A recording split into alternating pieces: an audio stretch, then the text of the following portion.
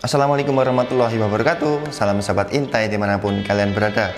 Tidak bosan, tim Intai selalu memberikan informasi agar sobat Intai tidak ketinggalan info menarik. Tentunya bersama saya Wahyu Alfi. Inilah Intai Info Santai.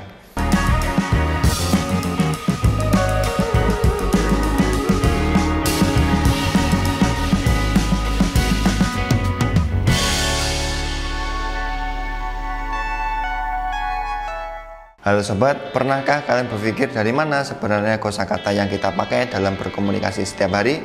Pernah ngerasa kalau beberapa istilah bahasa asing mirip dengan bahasa Indonesia enggak? Kalau kalian sering merasa seperti itu, berarti sama. Hehehe. Daripada penasaran, yuk kita sama-sama cari tahu. Berikut kami ada info menarik seputar beberapa bahasa asing yang mempengaruhi kosakata Indonesia. Sebelumnya jangan lupa like dan subscribe ya, biar kami lebih semangat kasih tahu info-info menarik lainnya. Yang pertama ada bahasa Sangsekerta.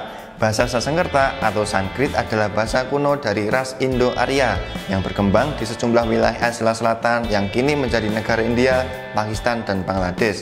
Bahasa ini merupakan bahasa yang digunakan dalam sarana agama, budaya, dan politik dari kerajaan-kerajaan kuno di Asia Selatan, Asia Tenggara, dan Asia Timur. Selain itu, bahasa Sangsekerta merupakan bahasa suci yang digunakan oleh umat Hindu, Buddha, dan Jainisme. Bahasa ini merupakan bahasa tertua sebagai bahasa sumber penyerapan bahasa Indonesia. Hal ini tidak terlepas dari eratnya hubungan kerajaan-kerajaan di Nusantara dengan kerajaan di Asia Selatan dan Asia Tenggara lainnya. Hal ini dibuktikan dengan ditemukannya prasasti Talang Tuo peninggalan kerajaan Sriwijaya di Palembang yang menggunakan bahasa Sangsekerta pada tahun 684 Masehi. Selain itu, dalam hal perdagangan di zaman dahulu, bahasa Sangsekerta juga sering digunakan sebagai bahasa pengantar untuk aktivitas perdagangan rempah-rempah dari India. Karena itulah, tak heran sejumlah kata dalam bahasa Indonesia ada kemiripan dengan bahasa yang kini dituturkan masyarakat India. Sejumlah kata serapan dalam bahasa Indonesia yang diambil dari bahasa Sangsekerta diantaranya yakni aneka, anugerah, acara, bahasa, bencana, bicara, wacana, tunggal, ganda, cerita, dewa, dan lainnya. Bahasa Sangsekerta pun hingga kini digunakan sebagai slogan untuk beberapa instansi pemerintahan, lembaga negara, pemerintahan daerah, dan badan resmi lainnya. Bahkan semboyan bangsa kita juga menggunakan bahasa Sangsekerta, yakni Bhinneka Tunggal Ika, yang artinya berbeda-beda tetapi tetap satu jua. Yang kedua, ada bahasa Arab. Indonesia merupakan negara dengan jumlah populasi umat Islam terbesar di dunia. Tak heran jika sejumlah kosakata dalam bahasa Indonesia dipengaruhi oleh bahasa Arab yang notabene merupakan bahasa suci yang digunakan oleh umat Islam seluruh dunia. Bahasa Arab merupakan bahasa kedua yang tertua setelah Sangsekerta yang menjadi sumber kosakata bahasa Indonesia yang kita gunakan saat ini.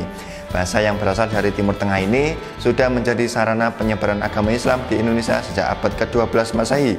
Selain itu, banyak karya sastra kuno dan beberapa daerah di Indonesia yang ditulis dengan tulisan Arab. Bahkan beberapa daerah juga menggunakan tulisan Arab yang sudah berasimilasi dengan bahasa setempat untuk mengantar tulisan di bidang pendidikan, politik, dan budaya, seperti tulisan Pegon yang berkembang di Jawa dan tulisan Jawi yang berkembang di kebudayaan Melayu. Beberapa kata serapan dari bahasa Arab diantaranya yakni nama-nama hari, kata abad, adab, adat, adil, akhirat, hadiah, kursi, nabi, zaman, salju, dan sebagainya. Yang ketiga, bahasa Tionghoa. Tidak bisa dipungkiri, sejak zaman dahulu kala, Nusantara sudah menjalin hubungan dengan orang-orang asli dari Tiongkok. Di kalangan sejarawan masih terjadi perdebatan mengenai sejak kapan orang-orang Tionghoa mulai datang ke wilayah Nusantara. Namun, diperkirakan orang-orang Tionghoa mulai berkedatangan sekitar abad ke-5 hingga abad ke-7 Masehi. Orang-orang Tionghoa yang kebanyakan dari latar belakang pedagang kemudian menetap dan beranak pinak di sejumlah daerah di Indonesia, terutama di daerah sekitar pesisir dan pusat perdagangan. Daerah pemukiman etnis Tionghoa tersebut dikenal sebagai pecinan. Eratnya hubungan antara pribumi dan etnis Tionghoa yang terjalin sejak waktu yang sangat lama tersebut turut membawa pengaruh terhadap penyerapan kosakata bahasa yang kita gunakan sehari-hari.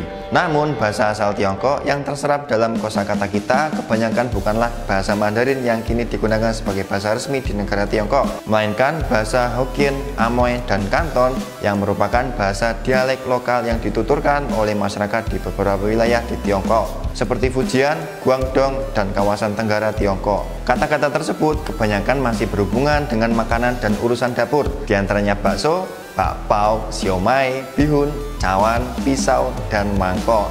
Selain itu juga diserap menjadi beberapa istilah non-formal seperti elo, gue, cuan, koko, cici, ceban, kocap, dan sebagainya.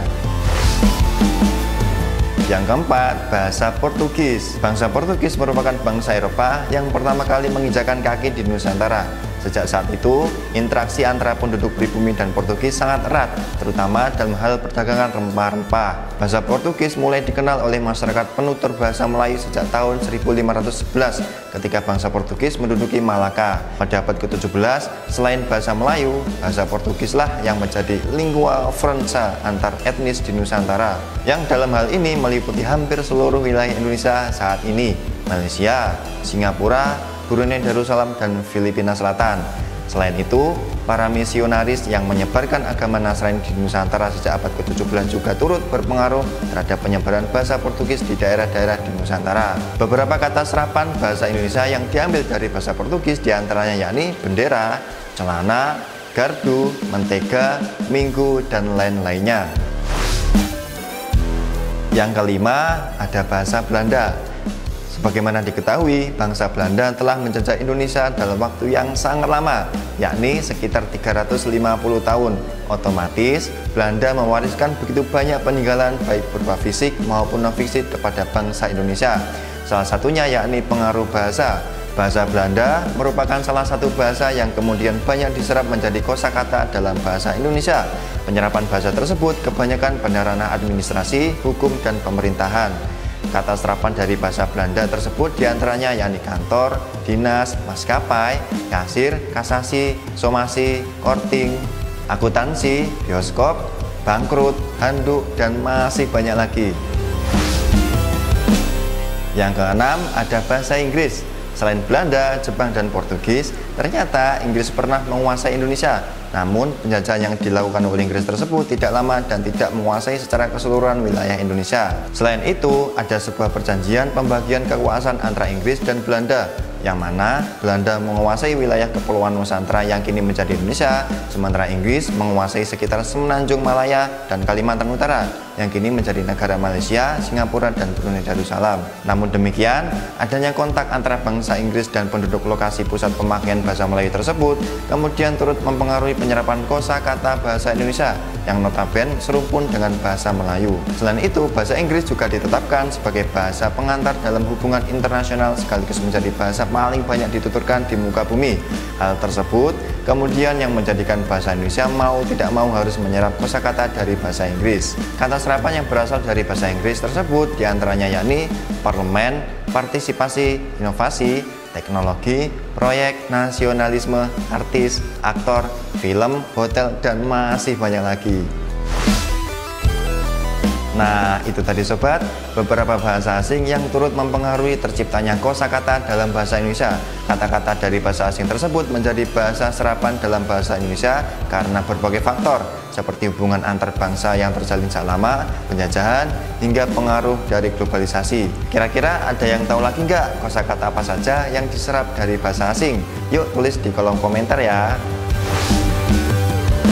Tidak terasa saya sudah menemani Sobat Intai. Kita ketemu lagi di Intai berikutnya. Saya Wahyu Alfi undur diri. Inilah Intai Info Santai.